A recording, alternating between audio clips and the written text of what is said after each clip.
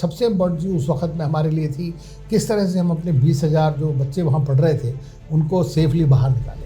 9/11 से पहले भारत इतना टेररिज्म से सफ़र किया पाकिस्तान के थ्रू कि कभी किसी ने एक्नॉलेज नहीं किया। चीन को ये खतरा है कि भारत एक ऐसा देश है जो एक ऐसा सिस्टम है डेमोक्रेसी होने के बावजूद इतना स्ट्रॉन्ग।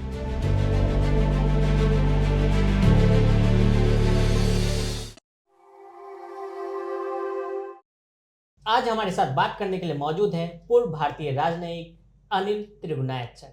सर, आपका बहुत बहुत स्वागत है। धन्यवाद। बांग्लादेश, मंगोलिया, अमेरिका, रूस, स्वीडन और नाइजीरिया में भारतीय मिशन में इन्होंने अपनी सेवाएं दी हैं। 2016 में अपने रिटायरमेंट से पहले जॉर्डन, लीबिया और माल्टा में भारत के राजदूत के रूप में भी कार्य किया है। भारत के विदेश मंत्रालय के वेस्ट एशिया डिवीजन में भी काम किया है। तो चलिए सवाल जवाब का सिलसिला शुरू करते हैं रूस के साथ। रूस भारत का सबसे बड़ा रक्षा साझेदार है और अमेरिका इंडो पैसिफिक में सहयोगी भी है। दोनों देशों के बीच रिश्तों को लेकर बैलेंस करने की कोशिश की जाती है कि कहीं एक को खुश करने के चक्कर में दूसरा नाराज ना रह जाए। तो ऐसे में रूस में आपका अनुभव कैसा रहा है और भारत के लिए रूस की स्थिति और वर्तमान परिप्रेक्ष्य में अहमियत कितनी अहम है? देखिए, सबसे पहले तो मैं ये कहना चाहूँगा कि जो भारत की विदेश नीति है वो किसी भी विदेश नीति की तरह सबसे पहला काम ये करती है कि किस तरह हमारे राष्ट्रीय हितों की रक्षा, नेशनल इंटरेस्ट, वो सुप्रीम होते हैं। तो वो चाहे हमारी मित्रता रूस के साथ हो, चाहे अमेरिका के साथ हो, चाहे किसी और देश के साथ हो, तो सबसे पहला जो उसका महत्वपूर्ण बात यह है कि हमें ये ध्यान रखना है। उसके बाद उन देशों के बीच में आपस में क्या परेशानियां हैं, क्या उनकी समस्याएं हैं, क्या जियोपॉलिटिकल कंपटीशन है, उससे हमें कैसे बच के अपना काम सिद्ध करना सबसे बड़ी बात है। दूसरी चीज़ यह है कि भारत की जो विदेश नीति है वो बड़ी प्रिंसिपल्ड विदेश नीति रही है। ये है कि हम चाहते हैं कि खाली हमारे ही देश का विकास ना हो बल्कि दुनिया का विकास हो। वसुधैव कुटुंबकम की बात आप देखते हैं, अभी देखा दुनिया भर में जब सब लोग वैक्सीन होल्ड कर रहे थे तो भारत दुनिया में जा कर के वैक्सीन दे रहा था। तो इस तरह की चीज़ों में, और उस बात को दुनिया मानती है आज के डेट में। खाली ग्लोबल साउथ के देश ही नहीं बल्कि अमेरिका, रशिया, चाइना, सब लोग इस बात को एक्नॉलेज करते हैं कि ये भारत की जो विदेश नीति है उसकी बड़ी स्ट्रेंथ यह है कि इतना बड़ा देश है, इतनी बड़ी इकोनॉमी है और ये सब तरह कर रहा है। जहाँ तक बात रूस के साथ है तो देखिए, सोवियत यूनियन के टाइम से ही, ख़ास तौर से 1971 में जब अमेरिका जो था पूरी तरह अपना भारत, चाइना और पाकिस्तान की सब साथ था पूरी तरह से, और हमें जब 71 वॉर हुआ उस वक़्त वो हम लोगों को धमका भी रहे थे। अपना 7th फ्लीट उन्होंने वहाँ पार्क कर दिया ला करके। तो रूस ने उस वक़्त, जो सोवियत यूनियन होता था, भारत के लिए इमीडिएटली अपनी जो उनकी सेनाएँ थी, नौसेनाएँ, उनको कर दिया काउंटर करने के लिए अमेरिकन का। तो उस वक़्त वो भारत के लिए साथ में आए। भारत ने इंडिपेंडेंस के बाद एक नॉन अलाइंड जो थी वो हिंदी में पता नहीं क्या बोलेंगे, लेकिन नॉन अलाइनमेंट मूवमेंट को स्टार्ट किया, दूसरे देशों की आज़ादी के लिए लड़ाई। लेकिन भारत का सबसे बड़ी बात ये रही कि हम किसी भी देश के साथ में अलाइन नहीं होंगे, किसी अलायंस में नहीं जाएंगे। इसलिए ना तो सोवियत अलायंस में गए हम, ना हम जो अमेरिका लेड अलायंस था उसमें गए। हमने अपना एक रास्ता अलग चुना। वही बात आज की डेट में देखें तो आज हम मल्टी अलाइनमेंट में विश्वास रखते हैं कि जिस देशों के साथ, 3-4 देश के साथ मिलकर के हमारा काम हो सकता है तो उनके साथ मिलकर के काम करते हैं। दूसरी चीज़, हमारा अगर रूस के साथ या दूसरे देशों के साथ जो भी है तो हमारी comprehensive strategic privileged strategic partnership है रूस के साथ में। तो उसके बाद सोवियत यूनियन का जब डिसइंटीग्रेशन हो गया तो कुछ सालों तक सारे देश जो हैं दुनिया के वो वेस्ट की तरफ जाने लगे। तो अमेरिका भी की तरफ सब रशिया में, अमेरिका देखने लग गया सबको, रशिया को, इंडिया को, सबको। रशियंस थोड़े दिनों के बाद में काफ़ी डिसइंचांट हो गए। उन्होंने कहा ये तो कुछ होना नहीं है, हमारे को खराबी करेंगे लोग। तो इसलिए उन्होंने जो है दोबारा से, जब प्रेसिडेंट पुतिन आए तो उन्होंने कोशिश किया कि जो सबसे बड़े इंपॉर्टेंट देश हैं उनके साथ हम रिश्ते को दोबारा से स्ट्रॉन्ग करें। आज प्रेसिडेंट पुतिन 5वीं बार राष्ट्रपति बने हैं। तो आप ये देखिए कि उन्होंने जो है भारत की साथ जो रिश्ते बढ़े हैं, मेरा मानना यह है कि उसमें प्रेसिडेंट पुतिन का खुद का सबसे बड़ा हाथ है। उन्होंने, और मैं खुद बात रहा हूँ, 2 बार मैंने वहाँ सर्व किया है रूस में, और मैंने देखा है कि किस तरह ग्रास रूट लेवल पे भारत के लिए एक बहुत बड़ी गुडविल है वहाँ पर। और रूस ने, सोवियत यूनियन ने शुरू में हमारी जो इंडस्ट्रियल डेवलपमेंट में बड़ी मदद करी भारत की, और यही चीज़ हम देख रहे हैं कि आज की डेट में भी वही है। तो जब रशिया यूक्रेन वॉर हुआ तो उस वक्त भारत की अपनी एक पोजीशन है प्रिंसिपल पोजीशन है कि डायलॉग डिप्लोमेसी के थ्रू पीस अचीव करनी चाहिए। हमारी ये पॉलिसी रही कि किस तरह से जो यूएन चार्टर है, सॉवरेनिटी, टेरिटोरियल इंटेग्रिटी देशों की बरकरार है। तो और भारत ने अपनी सेवाएं भी दी, और सबसे इम्पोर्टेंट चीज़ उस वक्त में हमारे लिए थी किस तरह से हम अपने 20,000 जो बच्चे वहाँ पढ़ रहे थे उनको सेफली बाहर निकालें, और इसलिए भारत की ये पॉलिसी रही। तो भले ही अमेरिका और रूस के बीच में जियो पॉलिटिकल कॉन्टेस्टेशन है रशिया यूक्रेन वॉर को लेकर के, लेकिन भारत के लिए दोनों देशों में एक बड़ी समझ है कि भारत एक महत्वपूर्ण देश है, अमेरिका के लिए भी और रूस के लिए भी। तो अगर बहुत से लोग आपको कहते पाए जाएंगे कि रूस का चीन के साथ बहुत क्लोज रिश्ता हो गया तो वो भारत के घातक होगा, ऐसा नहीं है। देखिए, जो सिविलाइजेशनल स्टेट्स होती हैं जैसे रशिया है, चाइना है, इंडिया है, उनको दबा के रखना बड़ा मुश्किल है। सबकी उनकी एक इंडिपेंडेंट थिंकिंग होती है, अपनी एक इंडिपेंडेंट वॉइस होती है। रशिया एक सुपर पावर है, और उसके बाद चाहे कितना भी वीक हो जाए उसके बाद भी उनके पास में वो स्ट्रेंथ है, एक सिविलाइजेशनल मैन पावर स्ट्रेंथ। तो वो कभी किसी चाइना या किसी के अंडर में नहीं काम कर सकता है। लेकिन उनको आज ज़रूरत है चीन की बहुत ज़्यादा, और ज़रूरत इसलिए है कि वो काउंटर करना है वेस्ट को। लेकिन चीन को काउंटर करने के लिए उनको भारत चाहिए, इसी तरह चीन को काउंटर करने के लिए अमेरिका को भारत चाहिए। तो भारत जो है इस वक्त बड़ी स्वीट पोजीशन में बैठा हुआ है। तो मेरा मानना यह है कि हमारे लिए एक अच्छा समय है आगे बढ़ने का। क्वाइटली सारे देश आपको अच्छी इज्जत से देखते हैं, तो उस बात को आगे बढ़ाना है। और मैं समझता हूँ कि पिछले 10 सालों में कुछ और पॉलिसी, जो फॉरेन पॉलिसी है हमारी, उसमें बड़ी स्ट्रॉन्ग एक अप्रोच आई है। ये भारत की मध्य एशिया नीति के बारे में थोड़ा सा हमारे दर्शकों को बताएं, और इसमें कुछ सुधार की गुंजाइश है अगर नजर आती है। देखिए, मध्य देश जो है, मध्य भारत, वेस्टर्न एशिया जिसको बोलते हैं, वो हमारा एक्सटेंडेड नेबरहुड है। और मेरा मानना ये है, कई बार अगर आप देखें तो फैक्ट्स के बेसिस पे तो कई बार ये हमारे इमीडिएट नेबरहुड से भी बहुत ज़्यादा इम्पोर्टेंट है। The reason is simple. Number 1, हम 70% लगभग एनर्जी पे वहाँ से डिपेंड करते हैं, और एनर्जी के बिना आपकी ग्रोथ नहीं हो सकती। तो इसलिए आपके लिए बहुत इम्पोर्टेंट है। सारे मैरीटाइम जितने भी राउट्स हैं वो सब उधर से होके आ रहे हैं। हमारा ट्रेड 70-80% वहाँ से होके आता है। हमारे 9.5 लाख लोग वहाँ रहते हैं, ठीक है ना। और उनकी सेफ्टी, सिक्योरिटी हमारे लिए सबसे ज़्यादा इम्पोर्टेंट है। वो रईस देश हैं आज के डेट में, काफ़ी सारे गल्फ़ कंट्रीज़ जो हैं वो भारत में इन्वेस्ट करना चाहते हैं। तो मेरा मानना ये है कि इसलिए एक बहुत इम्पॉर्टेंट ज्योग्राफी है हमारे लिए। तो एक तो चीज़ ये रही। दूसरा, आप देखें तो यूएई जो है, अमीरात और सऊदी अरेबिया हमारे तीसरे और चौथे नंबर के सबसे बड़े पार्टनर हैं, तो यूएस और चाइना के बाद। तो उसको आप देखते हुए देखिए कि आपके लिए इकोनॉमिकली, आपकी सिक्योरिटी के लिए, आपकी स्टेबिलिटी के लिए बहुत इम्पोर्टेंट है। तो अगर वहाँ कोई समस्या आती है तो उससे आपके ऊपर डायरेक्ट इम्पैक्ट होता है। तो इसलिए हमारे लिए सबसे ज़्यादा इम्पोर्टेंट है। फॉर्चुनेटली मैं ये कहना चाहूँगा कि पिछले मैं 10 साल से, और इस रीजन के साथ मैं 20 साल से जुड़ा हूँ, कि पिछले 10 सालों में हमारी पॉलिसी जो है वो ट्रांजैक्शनल से स्ट्रेटजिक पार्टनरशिप हो गई है और उसमें प्रधानमंत्री मोदी का मैं समझता हूँ बहुत बड़ा हाथ है। चलिए, अगला सवाल। अमेरिका, कनाडा, पाकिस्तान, ऑस्ट्रेलिया में भारत पर खुफिया ऑपरेशन चलाने का आरोप लगा है। इसमें से 3 फाइव आइज कंट्रीज हैं। ऐसे में रॉ के बढ़ते प्रभाव से क्या दुनिया के 5 ताकतवर देशों का गठबंधन जो है वो इनसिक्योर हो गया? ऐसा कुछ नहीं है कि इनसिक्योर हो गए हैं, लेकिन उन लोगों की हिपोक्रेसी है और डबल स्टैंडर्ड्स हैं। आप सोचिए कि 9/11 जब हुआ था, जब अमेरिका के ट्विन टावर्स के ऊपर अटैक करा टेररिस्ट ने, उसके बाद उन्होंने जाकर के पूरा देश को बम कर दिया, अफ़गानिस्तान को, राइट। कोई एक तालिबान आदमी था उसके अंदर में, वहाँ पे सारे सऊदी सिटीजन्स थे, नेशनल थे। कोई एक भी आदमी तालिबान का वहाँ का नहीं था, अफ़गान। लेकिन पूरा देश को ख़त्म कर दिया 20 साल में। रजीम चेंज कर दिया उन लोगों ने। कनाडा भी वही करता है, यूएसए भी वही करता है, यूके भी यही करता है सारा। उसके बाद एक तरफ कहते हैं दुनिया से टेररिज्म हटना चाहिए साहब। 9/11 से पहले भारत इतना टेररिज्म से सफ़र किया पाकिस्तान के थ्रू कि कभी किसी ने एक्नॉलेज नहीं किया। 9/11 के बाद इनको लगा, अरे भाई हाँ कोई भी चीज़ है, क्योंकि अपने पे पड़ी जब बात आकर के। तो मेरा मानना ये है कि ये जो देश हैं ये अपनी एक अलग तरह की नीति चलाते हैं जो हिपोक्रिटिकल है टोटली। बजाय इसके कि ये कहने कि भाई हाँ सेपरेटिस्ट हैं, एक्सट्रीमिस्ट ग्रुप्स हैं, इनको हमें नहीं पनाह देनी चाहिए, नहीं आगे बढ़ने देना चाहिए, वो जिसने भी मारा वो ढूंढ के ले गए, इंडिया के खिलाफ कर दो, इसके खिलाफ कर दो, ये सब इस तरह की बातें कर रहे हैं।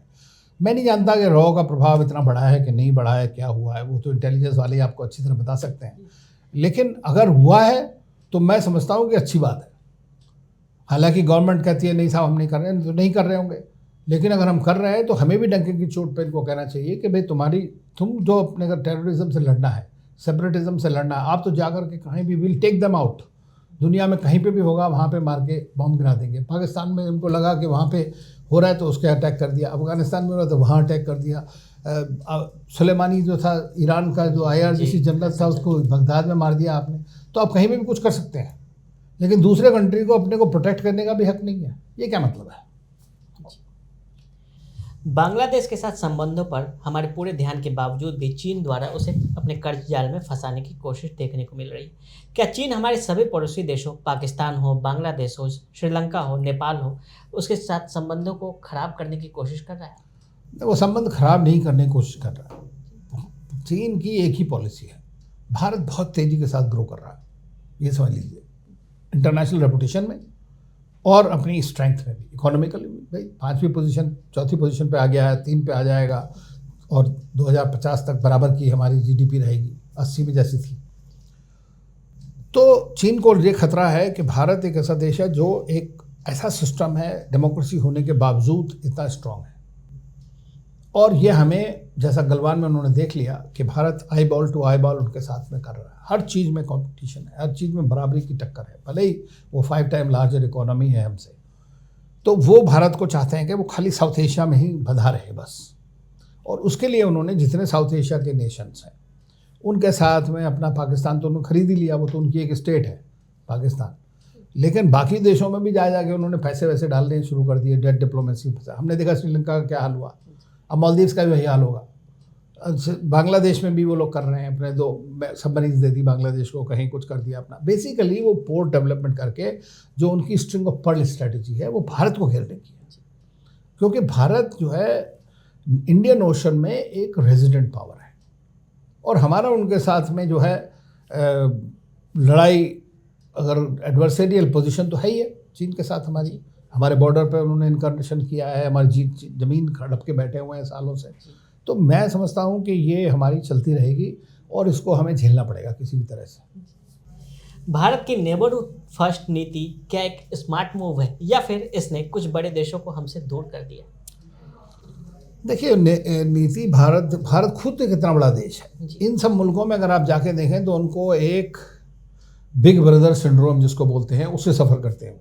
उनको ये लगता है कि अरे यार हमारे यहाँ फ्लड आई, इंडिया ने फट से हेलीकॉप्टर भेज दिए, हमें हेल्प कर दिया, तो कल को अगर हम कुछ करेंगे तो हमारे यहाँ पर लड़ाई कर सकते हैं हमसे, हमें खरीद सकते हैं, इतनी बड़ी इकोनॉमी है। तो उन लोगों को, हालांकि हमारी नेबरहुड फर्स्ट पॉलिसी जो है, मैं कहूँगा नॉन रेसिप्रोकल पॉलिसी, हम उनसे कुछ एक्सपेक्ट नहीं करते। मार्केट एक्सेस दे रहे हैं, उनको पैसा दे रहे हैं, उनको मुहैया कैपेसिटी बिल्डिंग असिस्टेंस दे रहे हैं, सारा कुछ तो जो चाहिए उन्हें। क्या चाहते हैं हम चाहते हैं कि भाई आपकी जो ज़मीन से भारत के ख़िलाफ़ कुछ इस तरह की बातें ना हो जो हमारे कोर इंटरेस्ट पर अटैक करती हूँ, वही हम चाहते हैं सिर्फ उनसे, और तो कुछ रिटर्न में मांगा नहीं है किसी से हमने।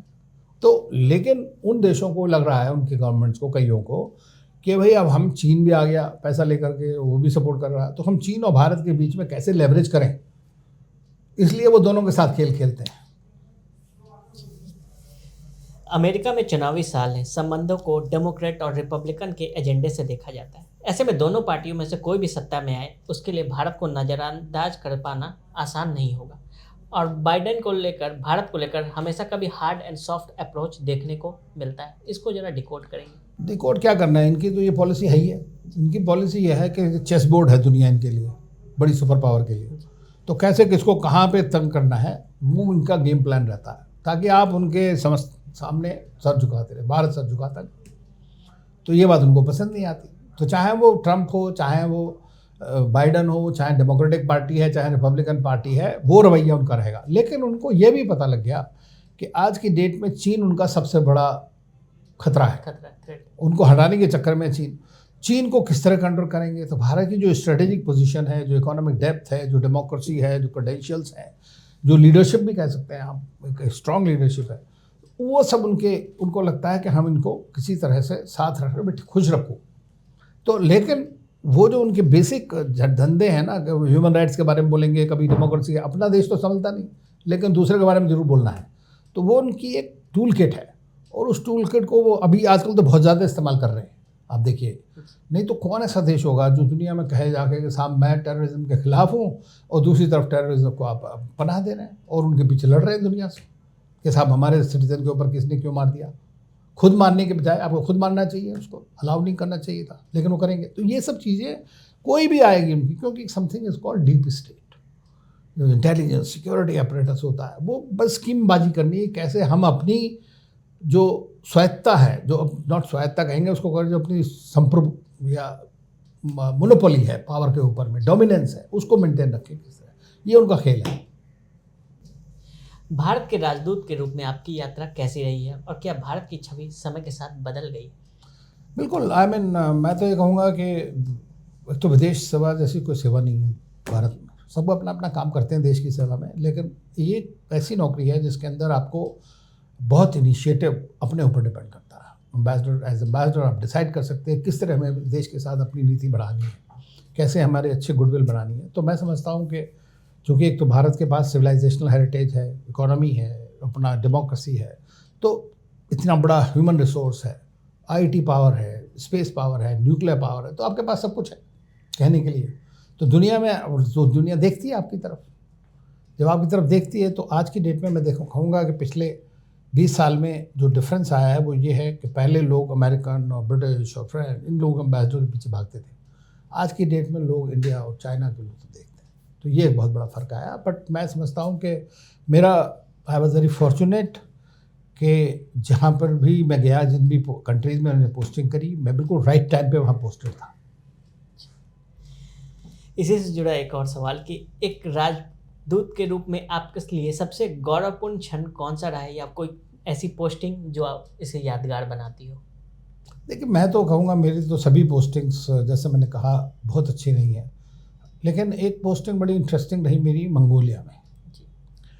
मंगोलिया में मेरे राजदूत जो थे, मैं नंबर 2 था उनका। राजदूत जो थे वो एक 75 साल के बुद्धिस्ट मंक थे, कुशक बकुला रिनपोची, जिनके नाम पे लेह का एयरपोर्ट बना हुआ है, वो मेरे एम्बेसडर थे। वहाँ पर जब हम जाते थे तो आप देखिए कि अगर हम वहाँ के राष्ट्रपति से या प्रधानमंत्री से किसी से अपॉइंटमेंट मांगे तो वो बड़े खुश होते थे, हाँ भाई इंडियन एम्बेसडर आ रहे हैं हमारे पास। हर मीलों लंबी लाइन। तो हमारी जो गुडविल थी वहाँ उस कंट्री में, भारत का बुद्धिज़्म की वजह से प्लस एम्बेसडर की वजह से कमाल की थी, और उसके चलते हमने डिप्लोमेटिक काम बहुत बढ़िया किया एज मैं प्रोफेशनली, जैसे मुझे करना चाहिए था, लेकिन उनकी छत्रछाया थी, उनका एक प्रभाव था, और उससे हमें बहुत ज़्यादा फ़ायदा हुआ। दूसरा, एज ए कई जगह मतलब जो जहाँ जाइए कैपेसिटी बिल्डिंग में आपने इतनी मदद करी है द कंट्रीज़ की, हर आदमी करता है। दूसरा चीज़ ये हुआ, जब मैं ऑक्सफोर्ड यूनिवर्सिटी में पढ़ता था तो हमने ये 19 जो अपने किए न्यूक्लियर टेस्ट किए, तो वहाँ जितने गोरे थे और दूसरे एडवांस कंट्री सो कॉल्ड, वो सब आके मेरे पीछे, अरे इंडिया गरीब है, भलाना है, ढिमकाना है, ये वो। ऑन द अदर हैंड जितने भी यूरोप, दूसरे अफ्रीकन हो, लैटिन अमेरिकन हो, दूसरे जो लोगों थे वहाँ स्टूडेंट, वो मुझे आकर कॉन्ग्रेचुलेट करते थे और कहते थे हम इसलिए खुश हैं कि इंडिया ने किया है। तो आप इससे सोच सकते हैं कि अपना देश का तो बात ही और है। फिलिस्तीन को संयुक्त राष्ट्र का पूर्ण सदस्य बनाने की मांग को लेकर यूएन में वोटिंग हुई, और इसमें भारत ने फिलिस्तीन के पक्ष में वोट किया है। इससे भारत और इजराइल के संबंधों पर क्या असर पड़ेगा? कुछ नहीं संबंध बढ़ता है। देखिए 1948 में डिसाइड हो गया था कि 2 देश होंगे, पैलेस्टाइन होगा और इजराइल होगा। ये माने नहीं पैलेस्टीनियन, इजराइल ने फट से मार लिया। उसके बाद इनकी लड़ाइयाँ होती रही, आज तक हो रही हैं। अब नहीं, जो यहाँ की गवर्नमेंट है इजराइल की, इस वक्त में 200 दिन से 210 दिन से ज़्यादा हो गए हैं। कितने लोग मारे गए, कुछ कहे, रोकने को तैयार नहीं है। भारत हमेशा से पैलेस्टाइन के स्टेटहुड के लिए, पैलेस्टाइन की एंट्री में यूएन के लिए, चाहे कभी भी देख लें आप, हमेशा सपोर्ट किया हमने। दूसरी चीज़, 2 चीज़ हम कभी नहीं हटे। एक तो पैलेस्टाइन कॉज कि भाई एक स्टेट पैलेस्टाइन होनी चाहिए, वायबल होनी चाहिए, इजराइल वायबल होना चाहिए, सिक्योरिटी दोनों के बीच में होनी चाहिए, ताकि शांति से उसमें भारत को मदद कर सकता है तो करेगा। तो मैं ये समझता हूँ कि हमारा वोट बिल्कुल सही है और इजराइलियों को मालूम है। दूसरी चीज़, हम जो सपोर्ट नहीं करते इजराइल की, हमेशा हमने उसके अगेंस्ट वोट किया है, वो है सेटलमेंट्स। जो पैलेस्टाइन की लैंड है उस पे इन लोगों ने वेस्ट बैंक में इधर उधर जो सेटलमेंट कर रहे हैं सेटलर्स को लाके उनको आर्म भी दे रहे हैं, उसके खिलाफ भारत ने हमेशा अपोज किया है और बायलैटरल मीटिंग्स में भी कहा है और अभी भी कहा है।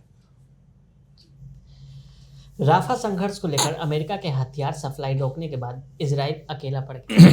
ऐसी स्थिति में भारत का स्टैंड क्या रह सकता है? बिल्कुल सही होना चाहिए। भारत चाहता है कि युद्ध बंद हो जितना जल्दी हो सकता है, लेकिन हॉस्टेजेस को रिलीज होना चाहिए, टेररिज्म अकाउंटेबल होना चाहिए।